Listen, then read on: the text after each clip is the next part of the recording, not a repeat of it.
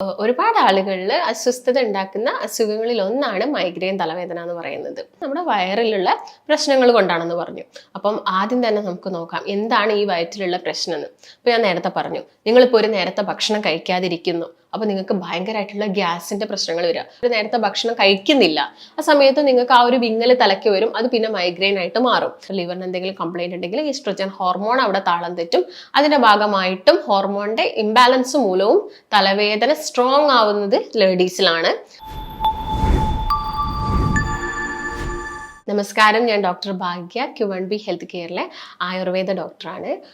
ഒരുപാട് ആളുകളിൽ അസ്വസ്ഥത ഉണ്ടാക്കുന്ന അസുഖങ്ങളിൽ ഒന്നാണ് മൈഗ്രെയിൻ തലവേദന എന്ന് പറയുന്നത്. വളരെയധികം ബുദ്ധിമുട്ട്. ഇതിന് മുൻപ് ഞാൻ വീഡിയോ ചെയ്തിട്ടുണ്ടായിരുന്നു. അപ്പം കുറച്ചും കൂടി നിങ്ങൾ കഴിക്കേണ്ട ഭക്ഷണം, ഒഴിവാക്കേണ്ട ഭക്ഷണം, നിങ്ങൾ എന്തൊക്കെ കാര്യങ്ങളാണ് ശ്രദ്ധിക്കേണ്ടത്, എന്ത് കാരണം കൊണ്ടാണ് തലവേദന വരുന്നത് എന്നൊക്കെയാണ് ഈ വീഡിയോയിൽ ഉൾപ്പെടുത്താൻ ആഗ്രഹിക്കുന്നത്. അപ്പം മലയാളത്തിൽ നമ്മൾ ഇതിനെ ചെന്നിക്കുത്ത് എന്നാണ് പറയുന്നത്. അതായത് വളരെയധികം ബുദ്ധിമുട്ടുണ്ടാക്കുന്ന, വളരെയധികം കഠിനമായ ഒരു തലവേദനയാണ് മൈഗ്രെയിൻ തലവേദന. അപ്പം ഇതിൻ്റെ ഒരു വേദന നമ്മൾ പറയുന്നത് ഒരു പൾസേറ്റിംഗ് പെയിൻ എന്നാണ് നമ്മൾ ഇതിനെ വിശേഷിക്കപ്പെടുന്നത്. പൾസേറ്റിംഗ് പെയിൻ എന്ന് പറയുന്നത് നമുക്ക് വിങ്ങുന്ന ഒരു രീതിയിലുള്ള തലവേദന. അതായത് നിങ്ങൾക്ക് ഭയങ്കര ബുദ്ധിമുട്ട്, കിടക്കാൻ പറ്റുന്നില്ല, ഉറങ്ങാൻ പറ്റുന്നില്ല, അങ്ങനെയുള്ള ഒരുപാട് അസ്വസ്ഥതകളാണ് ഉണ്ടാക്കുന്നത്. ചില ആളുകളിലൊക്കെ ചിലപ്പോൾ ഇത് ഒരുപാട് വർഷങ്ങളായിട്ട് തുടങ്ങിയതായിരിക്കും. ഇപ്പം വിളിക്കുന്ന പേഷ്യൻസ് തന്നെ നമ്മളോട് പറയുന്നതാണ്, ഡോക്ടറെ എൻ്റെ ഒരു ചെറുപ്പകാലം മുതൽ എനിക്ക് ഈ ഒരു തലവേദന ഉണ്ട്, എനിക്കിപ്പോൾ 10-35 വയസ്സായി, എന്നിട്ടും ഇത് ഇടയ്ക്കിടയ്ക്ക് എനിക്ക് വരുന്നുണ്ട് എന്നുള്ള കാര്യങ്ങളൊക്കെ പറയുന്നുണ്ട്. ഒട്ടുമിക്ക കേസ് നോക്കുകയാണെങ്കിലും ഈ ഒരു തലവേദന വരുന്നത് തലയുടെ ഒരു വൺ സൈഡ് ആയിട്ടാണ്, അതായത് ഒരു സൈഡായിട്ടാണ് വരുന്നത്. ചില ആളുകൾക്ക് രണ്ട് സൈഡിലും, ചില ആളുകൾക്ക് പുറകുന്ന് കുത്തുന്ന രീതിയിലുള്ള വേദനയൊക്കെ ആയിട്ടാണ് ഇത് കാണിക്കപ്പെടുന്നത്. അപ്പൊ ഞാൻ നേരത്തെ പറഞ്ഞ പോലെ തന്നെ ചിലപ്പോൾ ഇതിന് വേണ്ടിയിട്ട് നിങ്ങൾ ഇപ്പം വർഷങ്ങളായിട്ടുള്ള തലവേദന ആവുന്നതുകൊണ്ട് തന്നെ ചിലപ്പോൾ നിങ്ങൾ തലയുടെ സ്കാനിങ്ങോ MRI ഒക്കെ എടുത്തിട്ടുണ്ടാവും. പക്ഷെ അതിലൊന്നും ഒരു പ്രശ്നങ്ങളില്ല. പക്ഷെ ഈ തലവേദന എങ്ങനെ വന്നുകൊണ്ടിരിക്കുന്നു, ചിലപ്പോൾ ഇതിന് വേണ്ടിയിട്ട് ഒരു പെയിൻ കില്ലർ, ഈ തലവേദന വരുന്ന സമയത്ത് പെയിൻ കില്ലർ കഴിക്കുന്ന ആളുകളായിരിക്കും ഒരുപാട് പേര്. ഇത് ചെറുപ്പകാലം മുതലേ നിങ്ങളിപ്പം പെയിൻ കില്ലർ കഴിക്കുന്നുണ്ടെങ്കിൽ ആലോചിച്ച് നോക്കുക, ഇത്രയും ഒരു പ്രശ്നം ഉണ്ടായിട്ടും അത് വേദന മാത്രമേ ഇതിൽ ഒതുക്കി പിടിക്കാൻ പറ്റുന്നുള്ളൂ. ഇതിന്റെ മെയിൻ ആയിട്ടുള്ളൊരു കാരണമുണ്ട്. അത് കണ്ടുപിടിക്കാതെ നിങ്ങൾ ഇങ്ങനെ വെറുതെ മെഡിസിൻസ് കഴിക്കുന്നതുകൊണ്ട് ഒരു കാര്യവുമില്ല. അപ്പം ഞാൻ പറഞ്ഞ പോലെ തന്നെ മൈഗ്രെയിൻ തലവേദനയുടെ കാരണം നോക്കുകയാണെങ്കിൽ ഇപ്പോൾ ഒരു 40 മുതൽ ഒരു 50% വരെ ഈ തലവേദന ഒരു പാരമ്പര്യമായിട്ട് വരുന്നുണ്ട്. അപ്പോൾ ഇതിൻ്റെ ഒരു മെയിൻ റീസൺ എന്ന് പറയുന്നത് നമ്മുടെ വയറ്റിലാണ് കിടക്കുന്നത്. അതായത് നമ്മുടെ ആമാശയത്തിലുള്ള പ്രശ്നങ്ങൾ കൊണ്ടാണ് നമുക്ക് തലവേദന വരുന്നത്. ആമാശയത്തിൽ എന്ത് ബുദ്ധിമുട്ടുണ്ടാകുകയാണെങ്കിലും അതിൻ്റെ ഒരു റിഫ്ലക്ഷൻ ആയിട്ട് നമ്മുടെ ബ്രെയിനിലാണ് വരുന്നത്. അതിൻ്റെ ഭാഗമായിട്ട് ഇതിനൊരു റഫേർഡ് പെയിൻ എന്നും പറയും. കാരണം നമ്മൾ വയറിന് ഇപ്പോൾ അസ്വസ്ഥത ഉണ്ട്, അല്ലെങ്കിൽ ഗ്യാസിൻ്റെ എന്തെങ്കിലും ബുദ്ധിമുട്ടുണ്ട്, അസിഡിറ്റിയുടെ പ്രശ്നങ്ങളുണ്ട്, ഇങ്ങനെയൊക്കെ ഉള്ള സമയത്ത് നമുക്ക് ആ ഒരു തലവേദന, ഒരു വിങ്ങലാണ് വരുന്നത്. അപ്പം നിങ്ങൾ ഒരു നേരത്തെ ഭക്ഷണം കഴിച്ചില്ല എന്ന് വെക്കുക, അപ്പം നിങ്ങൾക്കൊരു ഗ്യാസ്ട്രിക് ഹെഡേക്ക് വരാം അല്ലേ. നമുക്ക് ആ ഒരു ഭക്ഷണം കഴിച്ചു കഴിഞ്ഞാൽ ചില ആൾക്ക് അത് ഓക്കെ ആവാം, പക്ഷെ ചില ആളുകൾക്ക് അത് കണ്ടിന്യൂസ് ആയിട്ട് പോവാം. ഇതും ഒരു ടൈപ്പ് ഓഫ് മൈഗ്രെയിൻ ഹെഡേക്കിൽ നമുക്ക് ഇൻക്ലൂഡ് ചെയ്യാൻ പറ്റും. അതായത് മൈഗ്രെയിൻ തലവേദന ഞാൻ നേരത്തെ പറഞ്ഞ പോലെ തന്നെ നമ്മുടെ വയറിലുള്ള പ്രശ്നങ്ങൾ കൊണ്ടാണെന്ന് പറഞ്ഞു. അപ്പം ആദ്യം തന്നെ നമുക്ക് നോക്കാം എന്താണ് ഈ വയറ്റിലുള്ള പ്രശ്നം എന്ന്. ഇപ്പൊ ഞാൻ നേരത്തെ പറഞ്ഞു, നിങ്ങളിപ്പോൾ ഒരു നേരത്തെ ഭക്ഷണം കഴിക്കാതിരിക്കുന്നു, അപ്പോൾ നിങ്ങൾക്ക് ഭയങ്കരമായിട്ടുള്ള ഗ്യാസിന്റെ പ്രശ്നങ്ങൾ വരിക, ബ്ലോട്ടിങ് വരിക, വയറ് വല്ലാതെ മുൻപോട്ട് ചാടിയിരിക്കുക, ഇങ്ങനെയുള്ള ബുദ്ധിമുട്ടൊക്കെ വന്നിട്ട് നിങ്ങൾക്ക് ആ ഒരു അതെന്ത് റിഫ്ലക്ഷൻ എവിടെയാണ് വരുന്നത്, ബ്രെയിനിലാണ് വരുന്നത്. അതിന്റെ ഭാഗമായിട്ട് ഹെഡേക്ക് വരുന്നു. അതുപോലെ തന്നെ അസിഡിറ്റിയാണ്. അസിഡിറ്റിയിൽ തന്നെ നമുക്ക് വീണ്ടും അതിനെ കാറ്റഗറൈസ് ചെയ്യുകയാണെങ്കിൽ രണ്ട് രീതിയിൽ, ഹൈപ്പർ അസിഡിറ്റി ആയിട്ടും വരാം, ഹൈപ്പോ അസിഡിറ്റി ആയിട്ടും വരാം. അതായത് ആസിഡ് കൂടുതലായിട്ടും ആസിഡ് കുറഞ്ഞിട്ടും. ആസിഡ് ഇപ്പം കുറയുന്ന സമയത്ത് നമുക്ക് ആ ദഹനക്കേടും പ്രശ്നങ്ങളും GID പോലുള്ള കണ്ടീഷൻസും ഇങ്ങനെയുള്ള പ്രശ്നങ്ങളൊക്കെ വന്നിട്ട് തലവേദന നമുക്ക് വരാം. അപ്പം ആദ്യം എപ്പോഴും നമ്മൾ ട്രീറ്റ്മെന്റ് കൊടുക്കേണ്ടത്, അല്ലെങ്കിൽ നമ്മൾ മെഡിസിൻസ് കഴിക്കേണ്ടത് നമ്മുടെ വയറ് ഓക്കെ ആക്കാൻ വേണ്ടിയിട്ടാണ്. ഇതിൽ തന്നെ ഞാൻ പറയാം എന്തൊക്കെ ഫാക്ടേഴ്സ് ആണ്, കുറച്ച് ട്രിഗറിങ് ചെയ്യുന്ന കുറച്ച് ഫാക്ടേഴ്സ് ഉണ്ട്. അതായത് ഈ തലവേദന ചിലപ്പം ആഴ്ചയിൽ ഒരു ദിവസം വരുന്ന ആളുകളുണ്ടായിരിക്കും, മാസത്തിൽ ഒരു ദിവസം വരുന്ന ആളുകളുണ്ടായിരിക്കും, അല്ലെങ്കിൽ ഒട്ടുമിക്ക ദിവസങ്ങളിലും വരിക, ഏതെങ്കിലും ഒരു സമയത്തായിരിക്കും, ഒരു പ്രത്യേക പെർട്ടിക്കുലർ ടൈമിൽ തലവേദന വരുന്ന ആളുകളൊക്കെ ഉണ്ടായിരിക്കാം. അപ്പം ഇതിനങ്ങനെ പ്രത്യേകിച്ച് ടൈമൊന്നുമില്ല. അപ്പം ഞാൻ നേരത്തെ പറഞ്ഞ പോലെ തന്നെ ആസിഡിറ്റി എന്ന് പറഞ്ഞ പ്രശ്നത്തിൽ മെയിൻ വില്ലനായിട്ട് നിൽക്കുന്നത് ഒരു ചീത്ത ബാക്ടീരിയയാണ്. H. pylori ബാക്ടീരിയ കൂടുതലായിട്ട് നമ്മുടെ ആമാശയത്തിൽ വരുന്ന സമയത്ത് നമുക്ക് അസിഡിറ്റിയുടെ ബുദ്ധിമുട്ടുകൾ ഉണ്ടാവാം. അതിൻ്റെ ബേസിൽ നമുക്ക് എന്ത് വരാം, ഈ ഒരു ഹെഡേക്ക് വരാനുള്ള ചാൻസസ് കൂടുതലാണ്.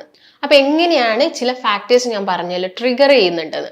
നിങ്ങൾക്ക് ഓൾറെഡി തലവേദന വരുന്നതിൻ്റെ മുൻപേ ചില ലക്ഷണങ്ങൾ അല്ലെങ്കിൽ കുറച്ച് ക്ലിനിക്കൽ ഫീച്ചേഴ്സ് നമുക്ക് എടുത്ത് പറയാൻ പറ്റുന്നതുണ്ട്.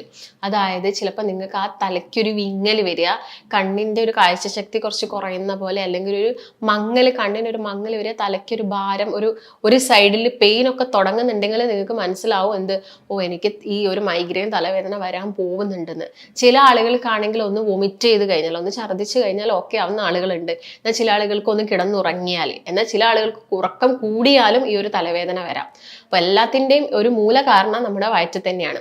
അപ്പൊ നിങ്ങളിപ്പോൾ ഒരു യാത്ര ചെയ്യുന്ന സമയത്തായിരിക്കാം കാറ്റടിക്കുമ്പോൾ ബുദ്ധിമുട്ടുണ്ടാവാം, അല്ലെങ്കിൽ ഒന്ന് വെയിൽ കൊണ്ടാൽ നല്ലൊരു പ്രശ്നം ആളുകൾക്ക് ഉണ്ടാവാം, അല്ലെങ്കിൽ എന്തെങ്കിലും സ്മെല്ലായിരിക്കും നിങ്ങൾക്ക് പ്രശ്നം, അല്ലെങ്കിൽ മുടി ഒന്ന് ടൈറ്റാക്കി കെട്ടിയാൽ, അല്ലെങ്കിൽ എന്തെങ്കിലും വെളിച്ചെണ്ണയുടെ ഒരു മണമൊക്കെ അടിക്കുന്ന സമയത്ത്, അല്ലെങ്കിൽ പെർഫ്യൂമിന്റെ സ്മെൽ അടിക്കുന്ന സമയത്ത്, ഇങ്ങനെ ഒരുപാട് പ്രശ്നങ്ങളാണ് ഈ ഒരു തലവേദന വരുന്ന സമയത്ത് ആളുകളിൽ.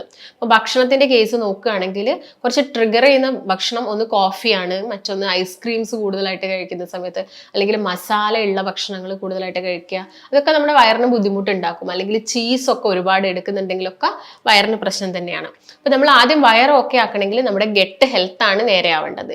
ഗട്ട് ഹെൽത്ത് എന്ന് നമുക്കറിയാം, അതായത് നമ്മുടെ വായ മുതൽ കുടല് വരെ എന്തുണ്ട്, ചെറിയ ചെറിയ മൈക്രോബ്സ്, അതായത് ബാക്ടീരിയാസ് ഉണ്ട്. അതിൽ നല്ല ബാക്ടീരിയാസും ഉണ്ട്, ചീത്ത ബാക്ടീരിയാസും ഉണ്ട്. ഈ ചീത്ത ബാക്ടീരിയാസ് കൂടുതലായിട്ട് പെരുകുകയും നല്ല ബാക്ടീരിയാസ് കുറയുന്ന സമയത്താണ് നമ്മളെ ഗട്ട് ഹെൽത്ത് പ്രോപ്പർ അല്ല എന്ന് പറയുന്നത്. നിങ്ങൾക്ക് ഇങ്ങനെ പുളിച്ചു തേട്ടല്, നെഞ്ചരിച്ചിൽ വരിക, ഗ്യാസിന്റെ പ്രശ്നം വരിക, ഇതൊക്കെ ഈ വയറിന്റെ ഭാഗമായിട്ട് വയറിന്റെ അസ്വസ്ഥതയോട് വരുന്നതാണ്. അപ്പൊ ആദ്യം തന്നെ നമ്മൾ വയറിന് കൊടുക്കേണ്ടത് എന്താണ്? കുറച്ച് പ്രോബയോട്ടിക്സ് ആണ്. ഈ ബാക്ടീരിയാസ്, നല്ല ബാക്ടീരിയാസ് ഗ്രോത്ത് ചെയ്യുന്ന സമയത്ത് ഇൻഫ്ലമേഷൻസ് കുറയ്ക്കും, അതുപോലെ തന്നെ വയറിന് വരുന്ന അസ്വസ്ഥതകളൊക്കെ കുറയും. അതുപോലെ തന്നെ നിങ്ങൾ ഇപ്പം തലവേദനയ്ക്ക് വേണ്ടിയിട്ട് വെറും പ്രോബയോട്ടിക് മാത്രം കഴിക്കുകയല്ല വേണ്ടത്, കറക്റ്റ് സമയത്ത് ഭക്ഷണം കഴിക്കാൻ വേണ്ടി ശ്രദ്ധിക്കുക. അതുപോലെ തന്നെ ചില ഗ്യാസ് ഉള്ള ഭക്ഷണങ്ങൾ നമ്മൾ ഒഴിവാക്കേണ്ടി വരും. ചില ആളുകൾക്ക് നട്ട്സ്, അതുപോലെ തന്നെ ചില ഫ്രൂട്ട്സുകളൊക്കെ ഗ്യാസ് ഉണ്ടാക്കും. അപ്പോൾ നിങ്ങൾ വെറും വയറ്റിൽ ഇപ്പം പുളിയുള്ള ഫ്രൂട്ട്സ് ഒക്കെ കഴിക്കുകയാണെങ്കിൽ നിങ്ങൾക്ക് ഒരു ഗ്യാസിന്റെ പ്രശ്നം വരാനുള്ള ചാൻസസ് കൂടുതലാണ്. അല്ലെങ്കിൽ നിങ്ങളൊരു നേരത്തെ ഭക്ഷണം കഴിക്കുന്നില്ല, ആ സമയത്ത് നിങ്ങൾക്ക് ആ ഒരു വിങ്ങൽ തലയ്ക്ക് വരും, അത് പിന്നെ മൈഗ്രെയിൻ ആയിട്ട് മാറും. അതുപോലെ തന്നെ നിങ്ങൾ ഒഴിവാക്കേണ്ട ചില കാര്യങ്ങൾ, അതായത് ചില ആളുകൾക്ക് മാത്രം അലർജി ഉണ്ടാക്കുന്നതാണ് ഗ്ലൂട്ടൻ എന്ന് പറയുന്നത്. കൂടുതലായിട്ടും ചപ്പാത്തിയിലും റൊട്ടിയിലും ബിസ്ക്കറ്റിലും അതുപോലെ തന്നെ റസ്കിലും ഒക്കെയാണ്. അതൊക്കെ ചില ആളുകൾക്ക് വയറിന് ബുദ്ധിമുട്ടുണ്ടാക്കും. ഈ IBS പോലെയുള്ള ഇറിറ്റബിൾ ബവൽ സിൻഡ്രോം ഒക്കെ ഉണ്ടാവാനുള്ള ചാൻസസ് കൂടുതലാണ്. അതുകൊണ്ട് അവരത് മാക്സിമം ഒഴിവാക്കാൻ വേണ്ടി നോക്കുക. അതുപോലെ തന്നെ ചോറിൻ്റെ ഒക്കെ ഉപയോഗം, തിനയുടെ ഒക്കെ ഉപയോഗം കുറയ്ക്കാൻ വേണ്ടിയിട്ടാണ് ശ്രദ്ധിക്കേണ്ടത്. കാരണം ഈ ചോറിലൊക്കെ നിക്കൽ മിനറൽസ് കൂടുതലാണ്. അതുകൊണ്ട് തന്നെ ഈ ഒരു H. pylori ബാക്ടീരിയ വളരാനുള്ള ചാൻസസും കൂടുതലാണ്. അതുകൊണ്ടാണ് ചോറൊക്കെ കുറച്ച് കുറയ്ക്കാൻ വേണ്ടി പറയുന്നത്. അതുപോലെ തന്നെ പഞ്ചസാരയുടെ ഉപ്പിൻ്റെ ഒക്കെ അളവ് കുറയ്ക്കുക. കംപ്ലീറ്റ് ആയിട്ട് ഒഴിവാക്കാൻ പറയുന്നില്ല, കുറച്ചുകൂടി വരിക. കാരണം ഇത് രക്തത്തിലോട്ട് വരികയും നമ്മുടെ ശരീരത്തിൽ പല ഭാഗത്തും ഇൻഫ്ലമേഷൻസ് ഉണ്ടാകും. നമ്മുടെ ആമാശയത്തിലെത്തുക അല്ലെങ്കിൽ കുടലിലൊക്കെ എത്തിക്കഴിഞ്ഞാൽ ഇൻഫ്ലമേഷൻസ് ഉണ്ടാക്കുന്ന സമയത്ത് അവിടെയുള്ള മ്യൂക്കസ് ലെയറിനൊക്കെ എന്ത് സംഭവിക്കാം? കേടുപാടുകൾ സംഭവിക്കാം. അതിന്റെ ഭാഗമായിട്ട് നമുക്ക് അസിഡിറ്റി വരാം, പ്രോപ്പർ ആയിട്ടുള്ള ആസിഡ് ഉൽപാദനം അവിടെ നടക്കില്ല. അതിന്റെ ഭാഗമായിട്ട് നിങ്ങൾക്ക് തലവേദന വരാനുള്ള ചാൻസസ് കൂടുതലാണ്. അതുപോലെ തന്നെ റോ വെജിറ്റബിൾസ്, അതായത് വേവിക്കാതെ കഴിക്കുന്നതും ഈ ഒരു ബാക്ടീരിയാസിന്റെ ഗ്രോത്ത് കൂട്ടും, ചീത്ത ബാക്ടീരിയാസിന്റെ ഗ്രോത്ത് കൂട്ടും. അതുകൊണ്ടാണ് റോ വെജിറ്റബിൾസ് ഒഴിവാക്കിയിട്ട് എപ്പോഴും കുക്ക് ചെയ്ത വെജിറ്റബിൾസ് ഒക്കെ കഴിക്കാൻ വേണ്ടിയിട്ട് പറയുന്നത്. പിന്നെ എന്തൊക്കെ കാര്യങ്ങളാണ് ഭക്ഷണത്തിൽ നിങ്ങൾ ചേർക്കേണ്ടത് നോക്കുന്ന സമയത്ത് നമുക്ക് ആദ്യം തന്നെ ആ ബാക്ടീരിയയുടെ ഗ്രോത്ത് കുറയ്ക്കുക, അല്ലെങ്കിൽ അസിഡിറ്റി എന്നുള്ള ഒരു പ്രശ്നം ഒഴിവാക്കാൻ വേണ്ടിയിട്ട് നമ്മളെ ബോഡി എപ്പോഴും എന്തായിരിക്കണം, നല്ല കൂളായിട്ട് ഇരിക്കണം. അപ്പം അതിന് വേണ്ടിയിട്ട് നമുക്ക് നന്നാരിയുടെ വെള്ളമൊക്കെ കുടിക്കാവുന്നതാണ്. നന്നാരിട്ട് തിളപ്പിച്ച വെള്ളം ഇടയ്ക്കിടയ്ക്ക് കുടിക്കാം, അല്ലെങ്കിൽ കരിഞ്ജീരകം യൂസ് ചെയ്യാം. കരിഞ്ജീരകം യൂസ് ചെയ്യുന്ന സമയത്ത് ശ്രദ്ധിക്കേണ്ടത്, ഡെയിലി കരിഞ്ജീരകം എല്ലാവർക്കും യൂസ് ചെയ്യാൻ പാടില്ല. കാരണം അതിന് ഒരുപാട് ദോഷങ്ങളും ഉണ്ട്, അതുപോലെ തന്നെ ഗുണങ്ങളും ഉണ്ട്.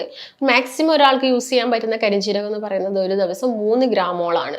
ഡെയിലി നിങ്ങൾ യൂസ് ചെയ്യുന്നുണ്ടെങ്കിൽ, അതും ഈ BP പെട്ടെന്ന് കുറയുന്ന ആളുകൾ, അല്ലെങ്കിൽ പെട്ടെന്ന് ഷുഗർ കുറയുന്ന ആളുകൾക്കൊന്നും ഇത് ഡെയിലി യൂസ് ചെയ്യാനും പാടില്ല. അപ്പം അതെപ്പോഴും ഒരു ഡോക്ടറിന്റെ നിർദ്ദേശപ്രകാരം തന്നെ വേണം കരിഞ്ജീരകം യൂസ് ചെയ്യാൻ വേണ്ടി. അപ്പം കൊളസ്ട്രോൾ കുറയ്ക്കാനും ഷുഗർ കുറയ്ക്കാനും ഒക്കെ നല്ലതാണ്. പക്ഷെ നമ്മുടെ കണ്ടീഷൻ എന്താണെന്ന് മനസ്സിലാക്കിയതിന് ശേഷം മാത്രം ഇങ്ങനെയുള്ളതൊക്കെ യൂസ് ചെയ്യാം.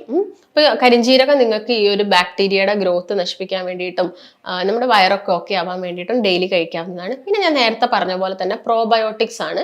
പ്രോബയോട്ടിക്സ് തന്നെ ഏറ്റവും നല്ല പ്രോബയോട്ടിക് തൈര്, അതുപോലെ തന്നെ മോരൊക്കെ തന്നെയാണ്. തൈര് എന്ന് പറയുമ്പോൾ പ്രത്യേകം ശ്രദ്ധിക്കുക, അധികം പുളി ഇല്ലാത്ത തൈരാണ് കുറച്ചും കൂടി ബെറ്റർ. അതുപോലെ തന്നെ ഒരു നല്ല പ്രോബയോട്ടിക് ആണ് പഴങ്കഞ്ഞി എന്ന് പറയുന്നത്. നിങ്ങൾക്ക് തലേദിവസം ചോറൊക്കെ വെള്ളത്തിലിട്ട് വെച്ചിട്ട് അത് കഴിക്കാം. ആ സമയത്ത് നിങ്ങളുടെ ഈ ഞാൻ നേരത്തെ പറഞ്ഞ പോലെ തന്നെ ഈ ഒരു നിക്കൽ മിനറൽ കംപ്ലീറ്റ് ആയിട്ട് നഷ്ടപ്പെടും. വെള്ളത്തിലിട്ട് വെക്കുന്ന സമയത്ത് നിങ്ങൾക്ക് പിറ്റേ ദിവസം രാവിലെ അത് സുഖമായിട്ട് കുറച്ച് പുളിയില്ലാത്ത തൈരിൻ്റെ കൂടെയൊക്കെ മിക്സ് ചെയ്ത് കഴിക്കാവുന്നതാണ്. പിന്നെ അധികം മധുരമില്ലാത്ത വൈനാണ്. അത് നമുക്ക് ഡെയിലി ഒന്നും കഴിക്കേണ്ട ആവശ്യമില്ല, ഒക്കേഷണലി എടുത്താൽ മതി. അല്ലെങ്കിൽ ഉപ്പിലിട്ട് വെച്ച ഫ്രൂട്ട്സുകൾ, അതും ഓവർ വിനാഗിരി ഒന്നും യൂസ് ചെയ്യാതെ യൂസ് ചെയ്യണം. പിന്നെ ഡെയിലി യൂസ് ചെയ്യേണ്ട ആവശ്യകതയില്ല. നിങ്ങൾ ഇങ്ങനെ എന്തെങ്കിലും പ്രോബയോട്ടിക്സ് കഴിക്കുന്നുണ്ട് എന്നിട്ടും തലവേദന ഒന്നും മാറുന്നില്ലെങ്കിൽ ചിലപ്പോൾ നമ്മൾ അതിന്റെ സപ്ലിമെന്റ്സ് ആയിട്ടും കഴിക്കേണ്ടി വരും. പിന്നെ നമ്മുടെ ആ ഒരു ഹെഡേക്കിന്റെ തീവ്രത കുറയ്ക്കുന്ന രീതിയിലുള്ള മെഡിസിൻസ് ആണ് നമ്മളെപ്പോഴും കഴിക്കേണ്ടത്. അപ്പോൾ മൈഗ്രെയിൻ തലവേദനയുടെ ഒരു രീതി അല്ലെങ്കിൽ തോത് നോക്കുകയാണെങ്കിൽ കൂടുതലായിട്ടും വരുന്നത് സ്ത്രീകളിലാണ്. ഇതുപോലെ തന്നെ പ്രായപൂർത്തിയാവുന്ന സമയത്താണ് ഈ ഒരു തലവേദന കൂടുതലും കണ്ടുവരുന്നത്. കാരണം അവിടെ ഒരു ഹോർമോണൽ ചേഞ്ച് നടക്കുന്നത് കൊണ്ടാണ്. അപ്പോൾ ഇപ്പം ആൺകുട്ടികളെ വെച്ച് നോക്കുന്ന സമയത്ത് കൂടുതലായിട്ടും പെൺകുട്ടികളെയാണ്. അതുപോലെ ഫാറ്റി ലിവറിലുള്ള ആളുകളിലും ഈ ഒരു തലവേദന വരാനുള്ള ചാൻസ് കൂടുതലാണ്. കാരണം ഈ ഒരു ഈസ്ട്രോജൻ ഹോർമോണിന്റെ മെറ്റബോളിസം നടക്കുന്നത് ലിവറിൽ വെച്ചിട്ടാണ്. അപ്പോൾ ലിവറിന് എന്തെങ്കിലും കംപ്ലൈന്റ് ഉണ്ടെങ്കിൽ ഈസ്ട്രോജൻ ഹോർമോൺ അവിടെ താളം തെറ്റും. അതിന്റെ ഭാഗമായിട്ടും ഹോർമോണിന്റെ ഇംബാലൻസ് മൂലവും തലവേദന സ്ട്രോങ് ആവുന്നത് ലേഡീസിലാണ്. അപ്പൊ ഇതൊക്കെയാണ് മൈഗ്രെയിൻ തലവേദനയെ കുറിച്ച് കൂടുതലായിട്ടും പറയാനുള്ളത്. അപ്പൊ നിങ്ങൾക്ക് ഇതിപ്പം ശ്രദ്ധിക്കേണ്ട ഒരു കാര്യം, പ്രോപ്പർ ആയിട്ടുള്ള കാരണം അനുസരിച്ചിട്ട് വേണം നമ്മൾ ഇതിന് വേണ്ടിയിട്ട് മെഡിക്കേഷൻസും കാര്യങ്ങളൊക്കെ എടുക്കാൻ വേണ്ടിയിട്ട്. നിങ്ങൾക്ക് എന്തെങ്കിലും സംശയമോ കാര്യങ്ങളൊക്കെ ഉണ്ടെങ്കിൽ താഴെ കാണുന്ന നമ്പറുമായിട്ട് ബന്ധപ്പെടുക. നമുക്ക് മറ്റൊരു നല്ല ഹെൽത്ത് ടോപ്പിക്കുമായിട്ട് വീണ്ടും കാണാം. നന്ദി.